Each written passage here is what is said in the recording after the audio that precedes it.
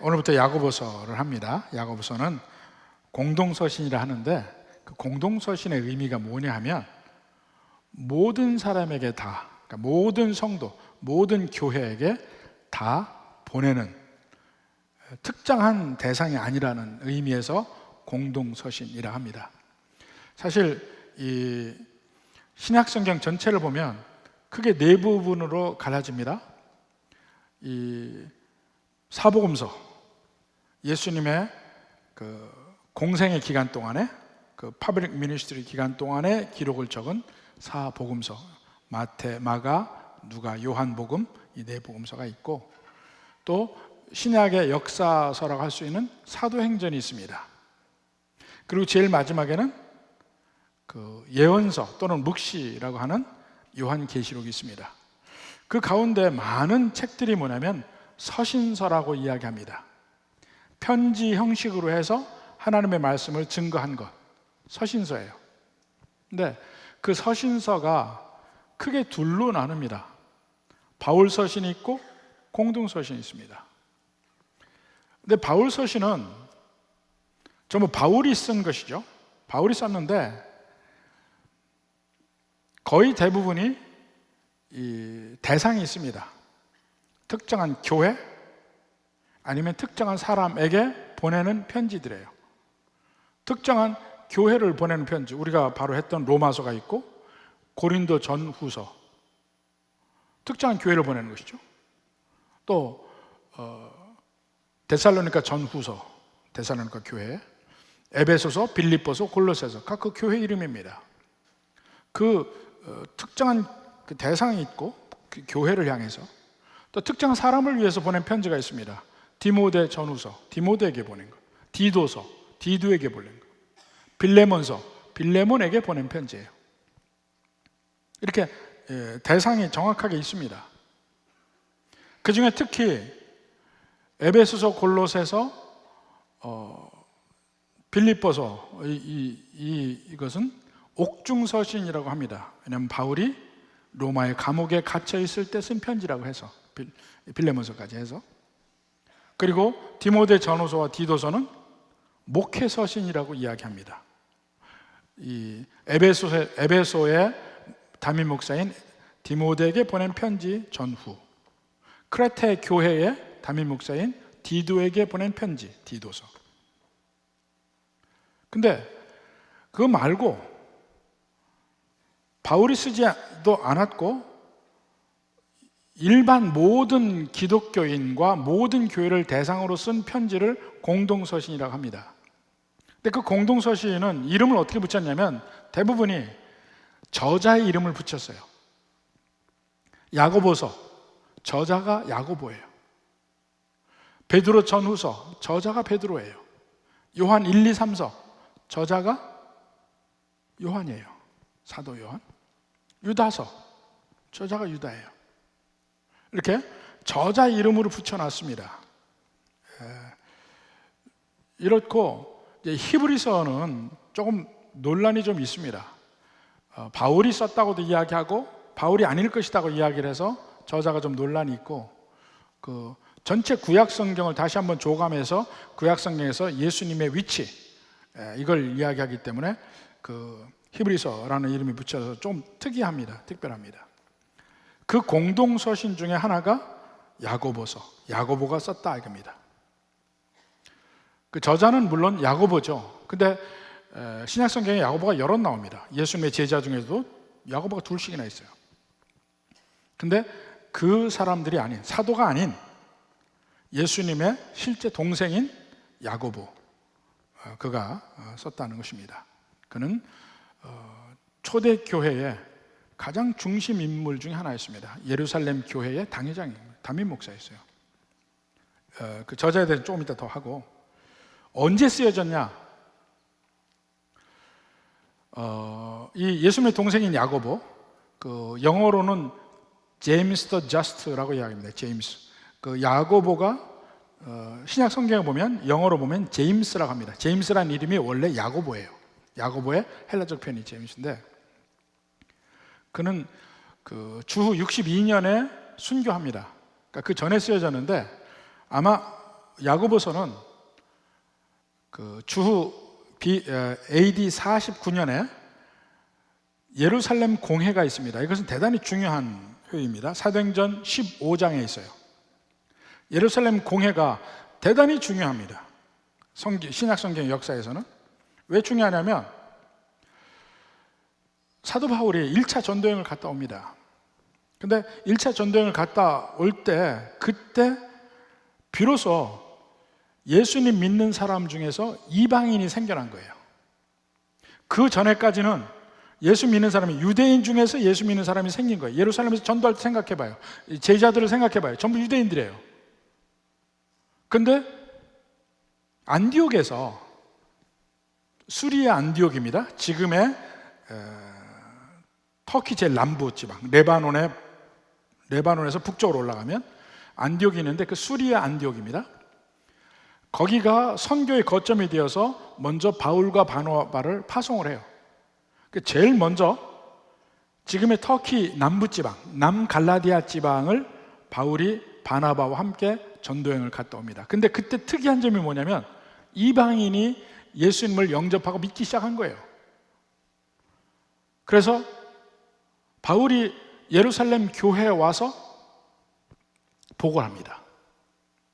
이방인이 믿는다. 과연 이 사람도 어떻게 할 것인가? 그 전까지는 이방인이 없었으니까 교회 안에서 문제가 없었어요. 전부 유대인이죠. 전부 할례 받은 사람이죠. 전부 유대의 법칙을 다 지키던 사람들이에요. 근데 이방인이 들어왔어요. 이 사람들은 유대의 법과는 전혀 관계가 없어요. 유대의 문화하고도 관계없고. 과연 이 사람들에게 무엇을 요구할 것인가? 할례를 받자고 할 것인가? 모든 자기들이 지키는 결례의 법, 그 정결의 법칙, 이걸 지키게 할 것인가 말 것인가? 이런 면에서 상당히 심각하게 회의를 한 것이 예루살렘 공회입니다. 이때 결론이 나죠. 이방인들은 유대의 법을 지키지 않아도 된다. 할례 받지 않아도 된다. 전에는 유대교에 들어오려면 이방인도 다 할례를 받았어야 되거든.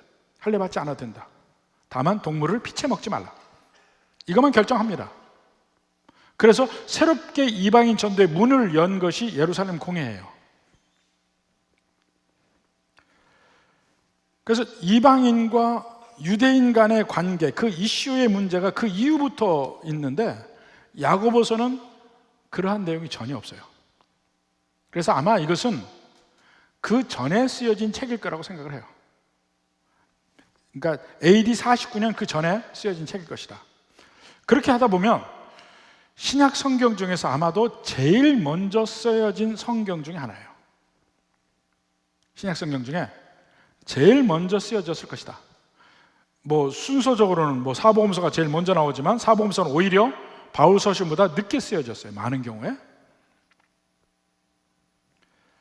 그러니까 거기서는 바울 서신에서 이야기하는 믿음과는 전혀 다른 색깔의 믿음을 표현하고 있습니다. 이제 계속해서 우리가 야고보서를 보겠지만,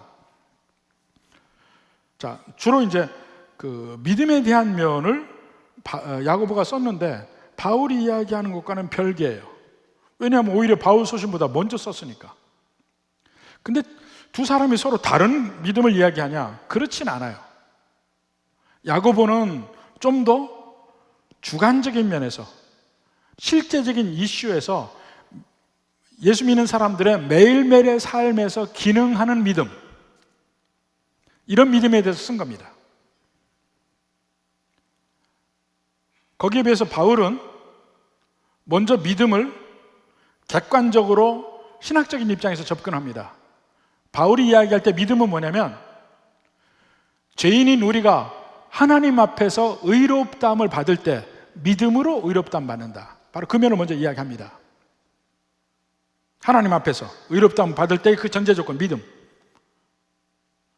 이걸 얘기하고 그 다음에 그 믿음으로 어떻게 사느냐를 나중에 얘기해요. 두 단계로 걸쳐서. 우리가 바로 직전까지만 로마서에서도 보면 그 믿음에 대해서 1장부터 11장까지 이야기합니다. 그리고 실제적인 면에 그 믿음이 어떻게 삶에 적용되느냐 하는 것이 12장부터 16장까지 얘기해요. 에베소서도 똑같아요. 하나님 앞에 의롭다함을 받는 그 믿음이 뭐냐? 에베소서 1장부터 3장까지 이야기합니다. 그리고 그 실제에 대해서는 그 뒤에 4장부터 6장까지 실제를 얘기해요. 정확하게 단계가 갈라져 있어요. 근데 야고보서는 그렇지 않습니다. 처음부터 실제적인 면에게 너희들이 믿는 자냐? 그럼 실제 믿음이 삶에서 이렇게 나와야 된다. 이렇게 표현돼야 된다. 이렇게 기능해야 된다. 그러니까 우리 삶에서 역사하는 믿음, 이면을 이야기합니다. 그래서 야고보서에서는 주로 명령형이 많이 나와요. 50개 이상의 명령형이 있습니다. 이렇게 하라, 저렇게 하라. 근데 그것은 어떤 그 행위로 의롭다 받는다는 의미가 아니고 실제 우리가 믿음이 생활 속에서 기능할 때 이런 식으로 표현된다는 면을 이야기합니다. 그러니까 사실은 바울이 말하는 믿음과 야고보가 말하는 믿음은 서로 보완적인, 다른 관점을 이야기해서 보완적인 의미가 있습니다. 자, 이렇게 개괄적인 부분을 먼저 이야기를 하고 이제 오늘의 본문에 들어갑니다. 제일 먼저 1장 1절이 문안 인사입니다. 한번 봅시다. 하나님과 주 예수 그리스도의 종 야고보는 흩어져 있는 12지파에게 문안하노라 그랬습니다. 제일 먼저 편지의 형식에서 항상 저자가 누구인지를 밝히고 있어요. 그리고 편지를 받는 대상이 누구인지 상대편을 밝히고 있는데 제일 먼저 편지 쓰는 저자는 야고보입니다. 이 시간에 그 야고보에 대해서 함께 보겠습니다. 야고보는 예수님의 동생이에요. 그러니까 마리아의 소생이에요. 실제 요셉의 아들이고. 자, 마태복음 13장 55절 봅시다. 나사렛 사람들이 예수님을 보고 하는 얘기입니다. 이는 그 목수의 아들이 아니냐? 그 어머니는 마리아, 그 형제들은 야고보, 요셉, 시몬, 유다라 하지 않느냐? 야고보, 요셉, 시몬, 유다, 아주 흔한 이름이에요. 그 당시에는 우리나라로 이름을 이야기하면 뭐 누구 얘기하면 금방 또 누가 얘기할 건데 제가 어려서 국어 교과서에 나온 건 철수하고 영희였어요. 철수야 이리 와 놀자, 영희야 놀자 뭐 이런 거. 네. 영희, 경희, 영자, 경자 뭐 다 이런 보통 보편적인 이름. 그게 바로 여기서 이야기하는 그 예수님의 형제들 야고보, 요셉, 시몬, 유다 다 그러니까 그 이름이 많아요. 그 예수님의 형제들은 처음에는 예수님을 믿지 않았습니다. 자기 형인데 처음에는 안 믿었어요. 요한복음 7장 5절에도 봅니다. 이는 그 형제들까지도 예수를 믿지 아니함이러라. 안 믿었습니다. 근데 언제 믿었냐? 예수님이 십자가에 못 박히시고 부활하신 이후에 40일 동안 갈릴리에 계속 계셨잖아요. 그때 예수님을 만납니다. 예수님을 만나고 그때 비로소 믿어요. 고린도전서 15장 7절. 그 후에 야고보에게 보이셨으며 그 후에 모든 사도에게와. 이 야고보가 바로 예수님의 동생 야고보. 사도 야고보들은 그 후에 모든 사도에게 그 속에 포함되어 있는 겁니다. 예수님의 동생 야고보에게 보이셨어요. 그때 야고보가 믿기 시작합니다. 예수님 부활하신 이후에 야고보가 믿은 거예요. 야고보서 저자인 예수님 동생 야고보가 믿었어요. 그리고 나서 그는 초대교회에 집중적으로 함께 신앙생활을 합니다. 그 예수님이 승천하시면서 예루살렘을 떠나지 말고 위로부터 능력이 임할 때까지 기도하고 있으라 할 때 마가의 다락방에서 기도한 사람 중에 바로 야고보가 있습니다. 사도행전 13, 14장 봅시다. 1장 13절 14절. 들어가 그들이 유하는 다락방으로 올라가니 베드로, 요한, 야고보, 안드레와 빌립. 여기서 야고보 나오는 것은 사도 야고보예요. 이 야고보서 저자가 아닙니다. 빌립과 도마와 바돌로메, 그 다음에 마테와 및 알페의 아들 야고보. 여기는 사도 야고보예요. 작은 야고보. 셀리오딘 시몬, 야고보의 아들. 여기 야고보도 사도도 아니고 아무것도 아니에요. 야고보 이름이 세 사람이나 나오지만 전부 이 야고보서의 저자가 아닙니다. 그 다음에 14절에 여자들과 예수의 어머니 마리아와 예수의 아우들과 이 속에 야고보가 들어가 있는 겁니다. 예수의 아우들과 더불어 마음을 같이하여 오로지 기도에 힘쓰더라. 마가의 다락방에 예수님의 동생 야고보가 있었던 거예요. 그렇게 해서 예수님 믿었는데 사도들보다 늦게 믿었죠. 사도들은 예수님의 공생애 파블릭 미니스트리 3년 반 동안 사도는 처음부터 끝까지 계속 같이 다녔어요. 야고보는 그때 없습니다. 자기 형 예수님을 안 믿었죠. 부활 후에 믿었어요. 그런데 믿고 나서 그는 급격하게 신앙적으로도 성장했고 급격하게 교회에서 인정을 받아서 교회의 리더가 됩니다. 초대교회 핵심 리더가 돼요. 그래서 영어로 보면 James the Just라고 얘기합니다. 의로운 자 야고보라는 의미죠. 제임스 더 저스트 하면 예수님의 동생 야고보를 이야기합니다. 그가 초대교회에 어떻게 리더가 되었느냐? 초대교회 중에서 가장 중심되는 데가 예루살렘 교회입니다. 다른 곳으로 점점 확산돼 가지만 항상 중심은 예루살렘 교회. 오늘날 천주교로 이야기하면 바티칸이죠. 그런 데가 예루살렘 교회인데 거기에 최종 리더가 야고보였어요. 담임 목사인 거죠, 그야말로. 그리고 그가 그렇게 리더라는 것이 성경에 곳곳에 나와요. 한번 봅시다. 먼저 사도행전 12장 17절 봅시다. 베드로가 그들에게 손짓하여 조용하게 하고 주께서 자기를 이끌어 옥에서 나오게 하던 일을 말하고 또 야고보와 형제들에게 이 말을 전하라고 떠나 다른 곳으로 가니라. 그 야고보가 예루살렘의 당회장인 야고보예요. 그래서 항상 야고보를 앞세워서 이야기를 하기 시작합니다. 이때부터 이미 초대교회에서부터. 그 다음에 예루살렘 공회가 사도행전 15장에 나온다고 했어요. 드디어 바울이 1차 전도여행을 갔다 와서 보고합니다. 이방인도 믿더라. 이방인들을 새로 교회로 들어오는 이방인들을 어떻게 관리할 것인가 하는 것을 질문할 때 예루살렘 공회에 리더들이 모여서 결론을 내릴 때입니다. 이때 가장 마지막 결론을 당회장인 야고보가 내립니다. 사도행전 15장 13절 봅시다. 말을 마침에 야고보가 대답하여 이르되 형제들아 내 말을 들으라. 그 다음부터 모든 결정이 나옵니다. 우리 율법을 지키지 않게 하자. 오직 동물을 피채 먹지 않는 것, 그것만 지키게 하자. 이런 식으로 해서 이방인 전도의 문을 활짝 열어놓습니다. 근데 그 결론적인 얘기를 한 것이 야고보예요.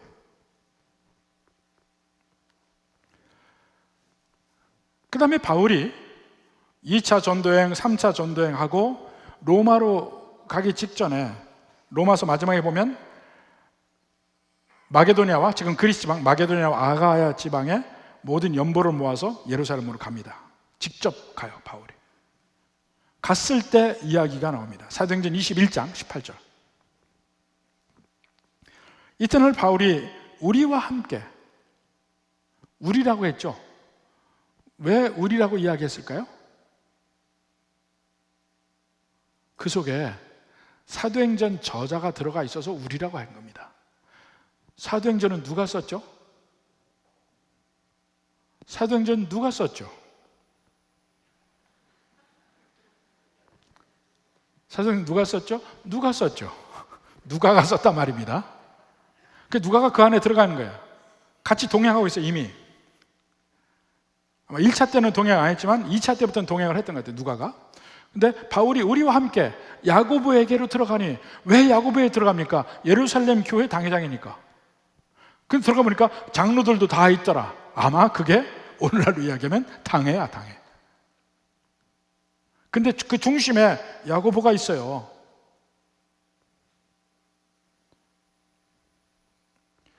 그 다음에 제일 처음 쓴 성경 중에 하나인 갈라디아서를 보면 거기도 나옵니다. 갈라디아서 1장 18절부터 봅시다. 그 후 3년 만에 내가 게바를 방문하려고 예루살렘으로 올라가서, 바울이 지금 자기의 회심된 것을 이야기합니다.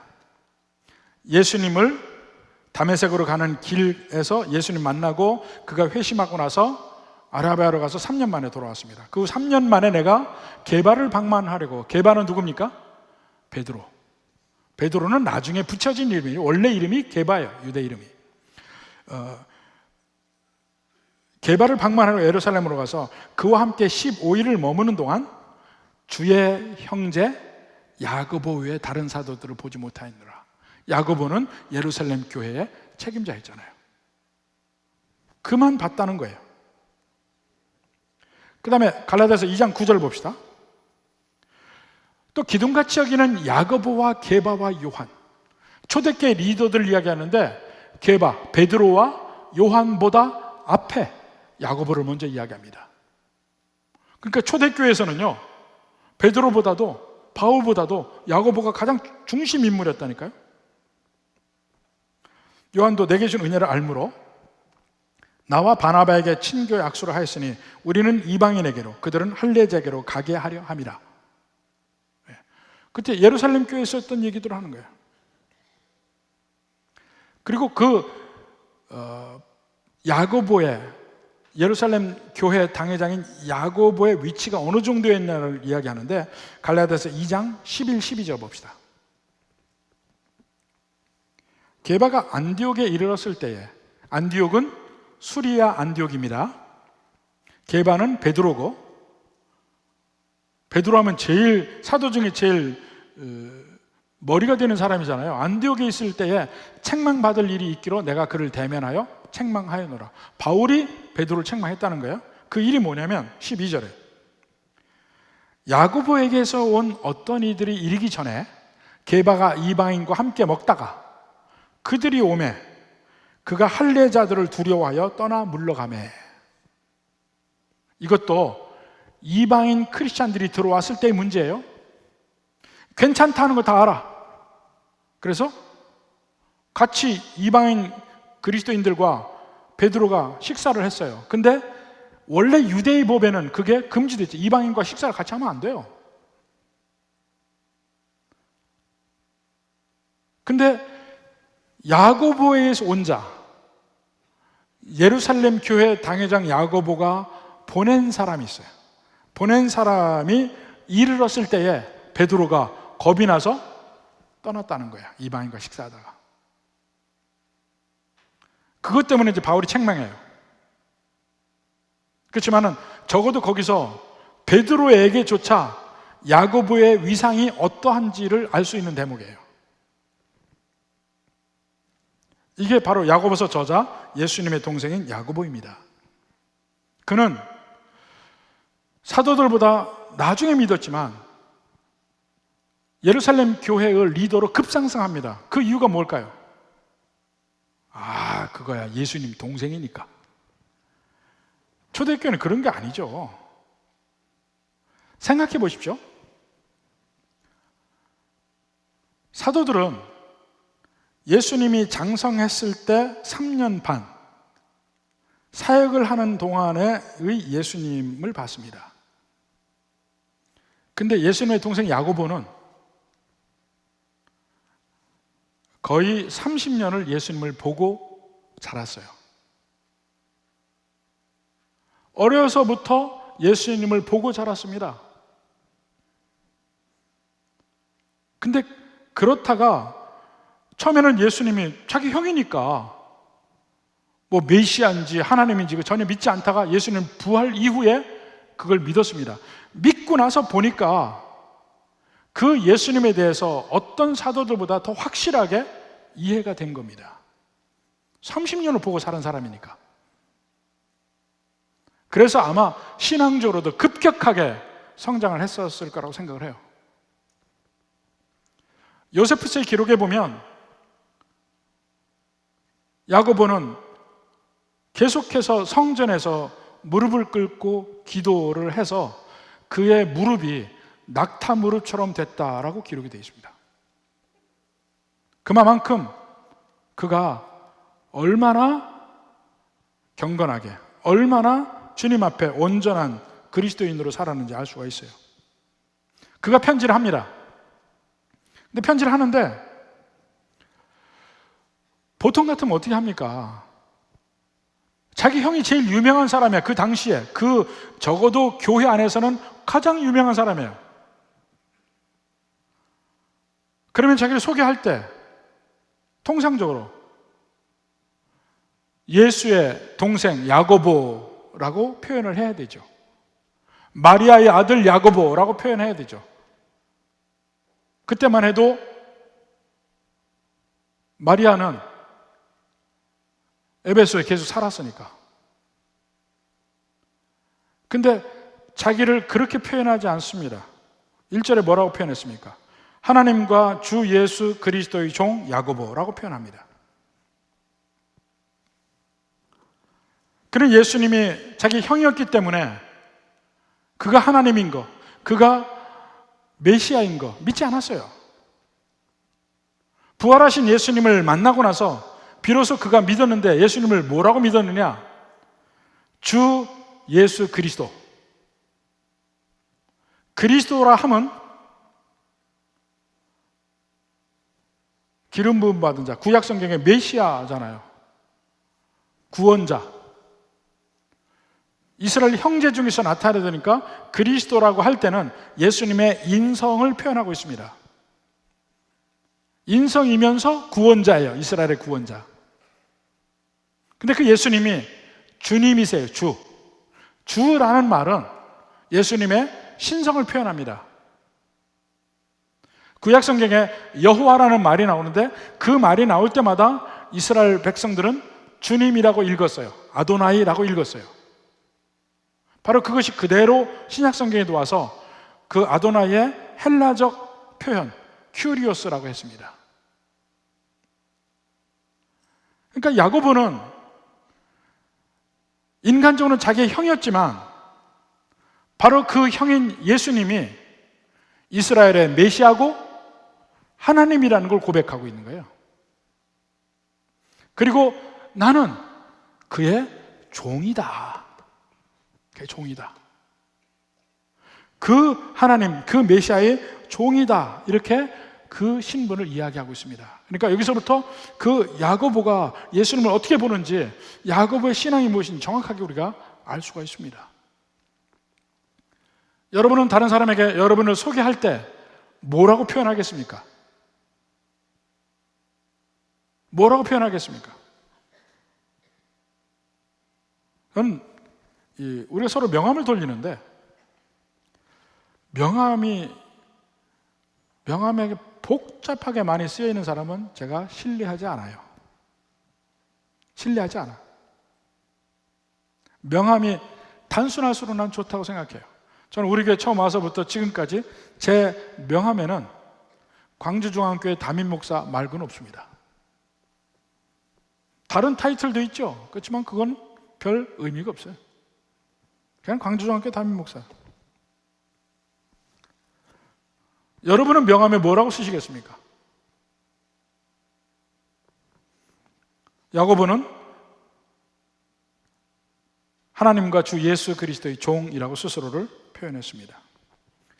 그러면서 이제 편지를 받는 사람을 뭐라 했냐면 흩어져 있는 12지파에게 문안하노라 그랬습니다. 이 흩어져 있는 12지파, 다른 말로 하면 디아스포라입니다. 디아스포라. 이스라엘 백성들이, 유대인들이 원래는 가나안 땅에 팔레스타인에 살아야 되는데 전 세계에 흩어져 살아요. 그 흩어져 사는 유대인들을 디아스포라라고 하는데 그 출발점이 뭐냐면 이스라엘 왕국이 있었죠. 다윗과 솔로몬의 이스라엘 왕국이 있었는데 솔로몬 이후에 바로 북왕국 이스라엘과 남왕국 유다가 갈라집니다. 북왕국 이스라엘은 BC 722년에 멸망합니다. 아시리아에게. 멸망하고 아시리아가 포로를 잡아가요. 이 이방인과 이스라엘 사람들을 서로 섞어 놓습니다.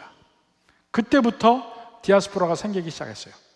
또 2차적으로 남왕국 유다도 BC 586년에 바벨론에게 멸망합니다. 느부갓네살 왕에게. 바벨론 포로로 잡혀가잖아요. 그 포로가 나중에 거의 다 오지 않습니다. 그 근처에 살아요. 메소포타미아 지방에. 지금으로 이야기하면 이란의 북부 지방, 지금의 러시아 남부, 그 조지아 또는 그루지아라고 하는 지방, 아제르바이잔 그 지방에 삽니다. 그리고는 그 이후에 점차적으로 예수님 오기 전에 유다가, 그러니까 팔레스타인에 이스라엘 국가가 없기 때문에 전 세계로 흩어져 삽니다. 로마에도 살고 아프리카 북부 지방에도 살고 스페인 쪽에도 살고 유럽 전체에 흩어져서 살게 됩니다. 바로 이 사람들이 디아스포라인데, 초대교회 때 예루살렘에서 3,000명, 5,000명 믿으면서 엄청난 숫자가 생겼잖아요. 근데 바로 그 이후부터 핍박이 있습니다. 그래서 이 사람들이 거기 있지 못하고 흩어지기 시작해. 유대인들이잖아요. 흩어져서 어디로 가느냐? 그 디아스포라 유대인들이 사는 지역에 갑니다. 각 지역에 가면 유대인들이 모여 살았어요. 그 모여 사는 유대인 지역을 주이시 쿼터라고도 이야기하고 게토라고도 했어요. 근데 다 못 살아요. 그 지역에서 핍박받고 살았어요. 남의 땅에서 하니까. 그래서 그 게토라는 말이 원래는 유대인 지역을 이야기하는 말인데, 게토 하면은 일반적으로 슬럼 지역을 게토라고 합니다. 그렇게 의미가 그렇게 됐어요. 퍼져나가 삽니다. 그런데 각 곳에서 유대인들이 핍박받고 살아요. 현지 사람들에게. 거기에 예수님 믿은 유대인들이 가서 살게 됐어요. 근데 그들은 그 전에 유대인들과 똑같이 핍박도 받았고, 또 먼저 사는 유대인들에게 핍박을 받습니다. 이상한 소리 한다고. 2중 3중으로 그들은 핍박을 받아요. 그들은 재산을 빼앗기고, 생명의 위협을 느끼고, 그들은 종교적으로, 사회적으로, 경제적으로 약자예요. 그들에게 모든 교회의 가장 중심이었던 야고보 목사가 편지를 하는 거예요. 위로와 격려의 편지입니다. 그래서 이렇게 살라고 이야기하는 편지예요. 제일 먼저 그 야고보가 그들에게 편지하는 내용이 뭐냐면 2절 보십시오. 내 형제들아, 너희가 여러 가지 시험을 당하거든 온전히 기쁘게 여기라. 바로 그 시험에서부터 먼저 나옵니다. 시험은 고통스러운 거예요. 환난은 고통스러운 거예요. 근데 그 환난, 어렵고 힘든 일을 기뻐하래. 어떻게 기뻐할 수 있습니까? 성경의 관점을 가지고 가면 기뻐할 수 있다는 거예요. 환난 중에도 예수님 믿는 사람은 기뻐할 수 있다는 거예요.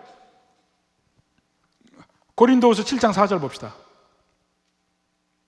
나는 너희를 향하여 담대한 것도 많고 너희를 위하여 자랑하는 것도 많으니 내가 우리의 모든 환난 가운데서도 위로가 가득하고 기쁨이 넘치는도다. 바울이 고백해. 모든 환난이 있는데도 위로도 있고 기쁨도 있다는 거야. 그게 가능하다는 얘기입니다. 어떻게 가능하냐면 실제 환난 중에 기뻐하는 사람의 예를 한번 성경에서 보고 한번 확인해 보자고요. 사도행전 5장 40절. 이때가 뭐냐면 사도들이 처음에 막 초대교회가 생겼을 때 계속 그들은 관습대로 성전에 가서 예배 드리면서 성전에서 복음을 전했어요.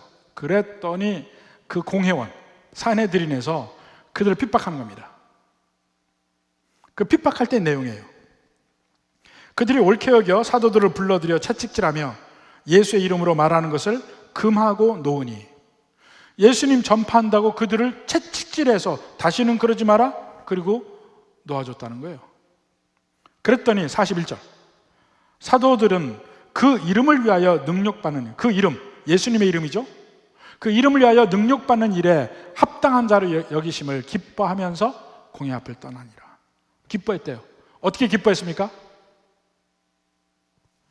그들의 머릿속에서 한번 프로세스가 있는 거예요. 드디어 내가 이렇게 그들에게 맞는 거는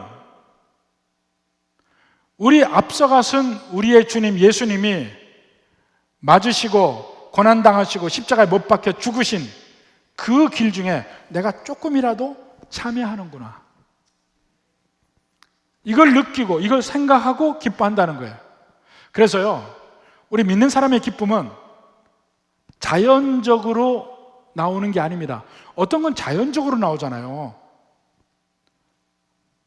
편한 침대에 누웠을 때 편하다.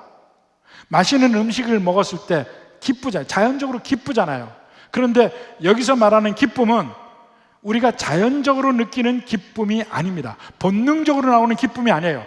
반드시 우리 머릿속을 한번 통과해야 나오는 기쁨이에요. 머릿속에서 뭘 통과하느냐? 이해가 돼야 돼. 내가 예수님의 은혜 안에 있구나, 이것이 확인돼야 돼. 이게 내가 하나님의 뜻 안에 있구나, 이것이 머릿속에서 느껴질 때 비로소 그때 기뻐지는 거예요. 한번 머릿속에 들어갔다 나오는 기쁨이에요. 우리의 기쁨은 본능적인 기쁨이 절대로 아닙니다. 한번 느껴봐야 돼. 이거는 시험 자체는 우리가 본능적으로는 괴로워요, 힘들어요. 근데 한번 하나님 말씀으로 머릿속에 들어갔다 나올 때 비로소 그때 기쁨이 생긴다니까요. 여러분 전도 해보셨습니까? 전도할 때 보면요, 특히 아는 사람 전도도 그렇지만 이 노방전도하고 하면 우선 제가 노방전도하면서 제일 먼저 느낀 것이 뭐냐면, 의외로 사람들이 받아들이는 게 나쁘지 않다. 처음에는 노방전도 시작할 때 두려워요. 할 때마다 전부 배척을 할 것 같아. 근데 의외로 그렇지 않아, 많아. 근데 그렇더라도 상당히 많은 사람들이 배척합니다. 전도지 주면 그 자리에서 버린 사람이 있어요. 조금 뭐한 사람은 몇 발자국 가다가 버리기도 하고, 그 자리에서 버리고, 심지어는 적대적으로 째려보는 사람도 있어요. 그걸 당해봐야 돼. 근데 이상하게요, 그렇게 전도를 한번 하잖아요. 처음에는 두려운데 그 다음에 두렵지도 않아요. 전도를 해요. 전도를 하는데 하고 나서 보면 이상하게 마음이 기뻐져요. 마음이 기뻐져. 뿌듯하기도 하고, 내가 주님 편에서 뭔가 내가 했까 하는 것을 가장 확실하게 느끼는 때가 바로 전도해본 때예요. 마음이 기뻐져요. 내 주님의 신발에 있었구나, 한번. 내가 주님의 은혜 안에 있다가 이런 고통을 당하는구나, 이런 어려움을 당하는구나, 이것이 느껴지면 그 자체는 괴로워도 내 머릿속에서 그 주님의 말씀 속에서 그 생각하면 그 다음에 오는 게 기쁨이라니까요. 아니, 믿는 사람들이 막 아픔이 있는데, 괴로움이 있는데 기뻐한다, 이 말도 안 되는 거잖아요. 근데 바로 그게 아니에요. 바로는 괴롭습니다. 한번 머릿속에서 생각을 거쳐야 기쁨이 오는 거예요. 기쁘게 여기라, 이렇게 이야기하지 않습니까? 근데 여기서 또 하나 뭐 할 거는, 여러 가지 시험을 당하거든 이라고 했죠. 당하거든을 영어 성경에 보면 if가 아니에요. 혹시 시험을 당한다면 기쁘게 여기라, 그게 아닙니다. if가 아니고 whenever입니다. whenever. 당연히 예수 믿는 사람은 무조건 시험을 당하게 돼 있어요. 언제일지 모르지만. 그렇지만 언제든지 그 시험을 당할 때면 기쁘게 여기라 이겁니다. 어차피 우리는 초대교회 성도들처럼 우리의 삶은 디아스포라의 삶이에요. 나그네의 삶이에요. 우리 주변에 보면 언제나 안 믿는 사람이 다수이고 우리는 소수예요. 그들은 우리를 핍박할 권리가 있다고 생각해요. 우리는 그들이 한 만큼 그대로 되갚아주지 못해요. 예수 믿기 때문에. 그게 힘들고 어렵죠. 그렇지만 한번 내 머릿속에서 하나님의 뜻과 이걸 생각을 하게 되면 그때 기쁨이 오게 되는 겁니다. 기쁨이. 그때 오는 기쁨이 있어요. 여러 가지 시험을 당하거든 온전히 기쁘게 여기라 그랬습니다. 그리고 그 이유를 3절 4절에 이야기합니다. 첫 번째 이유 3절에 이는 너희의 믿음의 시련이 인내를 만들어내는 줄 너희가 알미라. 믿음의 시련이 인내를 만든대요. 인내가 뭡니까? 뭔가 어려움을 견디는 힘이에요. 견디는 힘인데 이게 시험을 당할수록, 괴로움을 당할수록 점점 견디는 힘이 강해집니다. 마치 이것은 어린아이들이 수학 문제 푸는 거하고 비슷해요. 처음 애들 산수 가르쳐 보십시오. 힘들어 하잖아요. 2 더하기 5 못해요. 손가락이 다 동원돼야 돼. 2 더하기 5 해가지고 다시 쉬어야 돼. 하나, 둘, 셋, 넷, 다섯 해서 7 해봐야 돼. 그러다가 조금 이제 그게 좀 되면 그 다음에 시켜보면 다시 6 더하기 8 이제 손가락 가지고 안 돼. 그 다음부터 어려워지기 시작해. 발가락도 세. 그러면 점점 복잡한 문제로 갑니다. 나중에 중학교, 고등학교 가서 뭐 미분, 적분 풀 정도가 되면 그 다음에 2 더하기 5 너무 쉬워요. 우리가 시험을 당하는 게 그런 식으로 인내가 만들어진단 말입니다. 인내가 성숙해져. 점점 인생의 문제를 견딜 능력이 생기기 시작해요. 오늘날의 아이들의 문제가 뭐냐? 형제가 없어요. 형제가 없고 온 부모, 일가 친척이 자기를 위해서 존재하는 것 같아. 그러니까 교육을 받지 못해요. 그러니까 인간관계를 배울 기회가 없는 상태에서 나이만 듭니다. 공부만 하라 그러고. 그리고는 갑자기 친구들과의 사회의 문제가 생겼을 때 어떻게 풀고 합리적으로 나아갈 방법을 몰라요.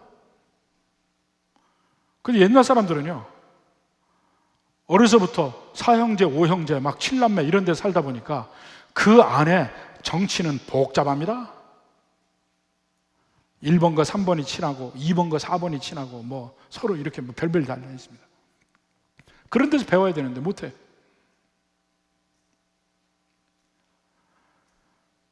제가 요즘에 이 TV를 보다가 한 가지 꽂힌 프로그램이 하나 있습니다. 개는 훌륭하다. 그 프로그램에 꽂혔어요. 그 보니까 개가 문제가 생겨가지고 도대체 이 개가 왜 이렇게 공격적인지 왜 이런지 뭔지 몰라서 전문가에게 의뢰하는 프로그램이더라고요. 근데 100% 그 개 주인의 문제야. 개 주인의 문제. 거기 말대로하면 엄마의 문제, 엄마.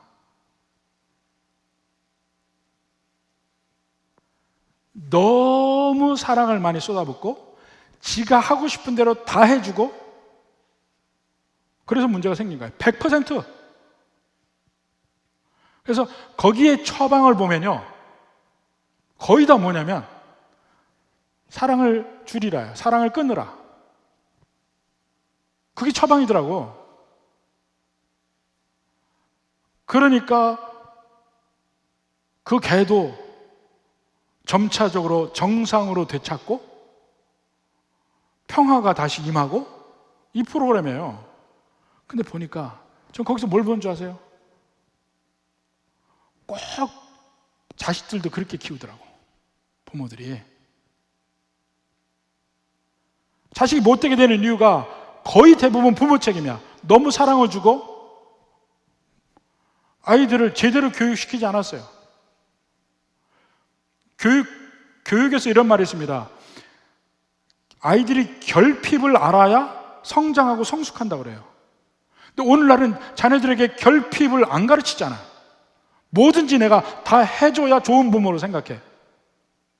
내버려둬야 되는데, 결핍을 알게 해줘야 되는데. 옛날에 7남매, 8남매일 때는요, 저절로 결핍 안 가르쳐줘도 다 알아. 밥 대보면 빨리 시간 내서 가서 밥을 먹어야지, 아니면 밥이 없다는 거 알아. 오늘날에는 애들한테 밥을 별짓을 다 해서 먹이려고 해도 안 먹어요. 결핍을 모르니까.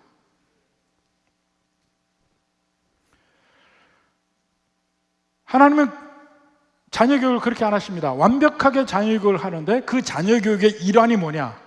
시험과 환난이에요.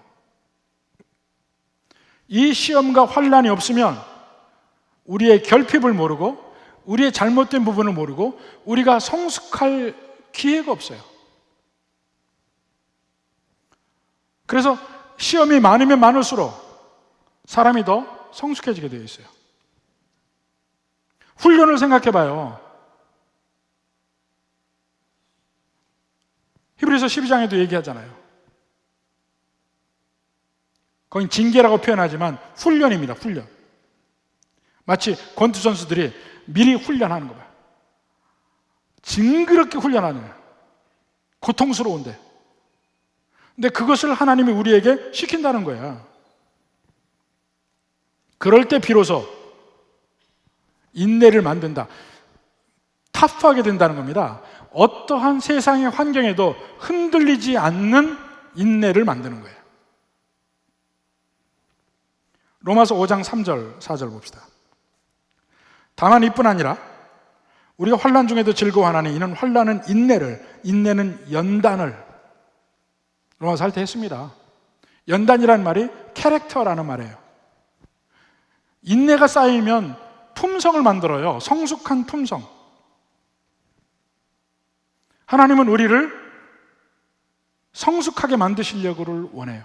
하나님께서 우리에게 복 주시는 복의 내용이 뭐냐? 우리를 성숙하게 만드는 거예요. 우리에게 장난감을 많이 주는 게 복이 아닙니다. 우리를 성숙하게 만드는 거예요.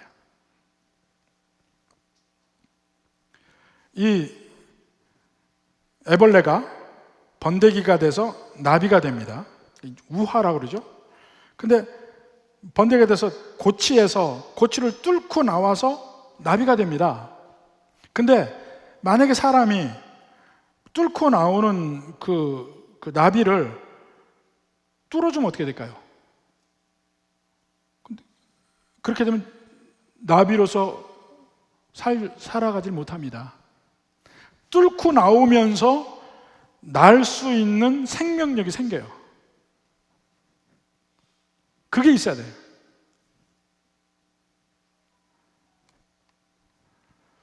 여러분 자녀들에게 모든 것을 다 해주는 것은 그 자녀를 죽이는 겁니다. 많은 가정에서 죽이고 있어요.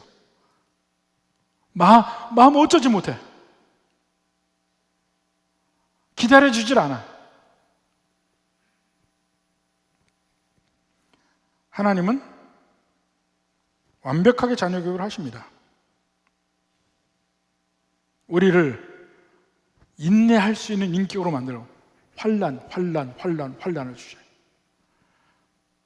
그리고 마침내 그 인내를 통해서 온전하게 된다. 4절에 보세요. 인내를 온전히 이루라. 이는 너희로 온전하고 구비하여 조금 더 부족함이 없게 하려 함이라.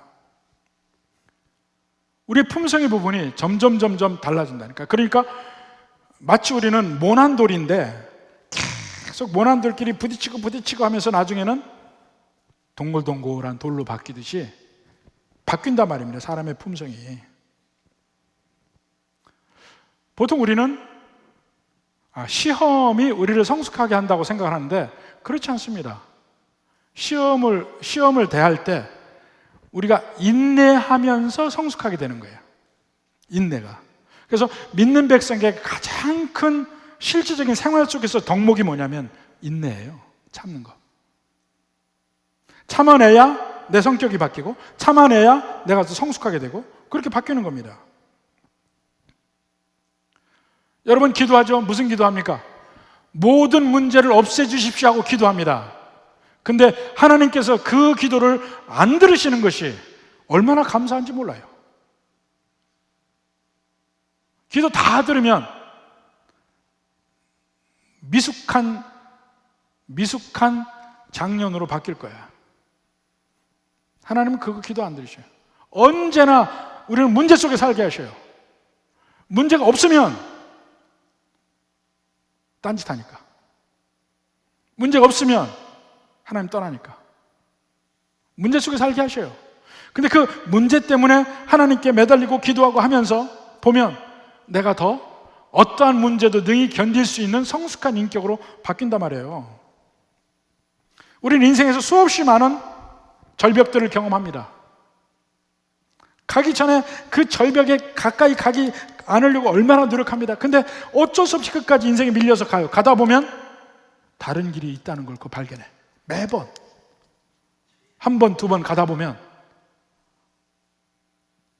하나님의 인도하심을 인정하게 되고 변화됩니다. 그래서 인생은 마치 진주조개 같아. 조개 속에 이물질이 들어갈 때 조개가 아파합니다. 그래서 어떻게든지 그 이물질의 그 면을 없애려고 그 위를 자기의 액으로 막 쌓아갑니다. 가다 보면 진주가 하나 생기는 거예요.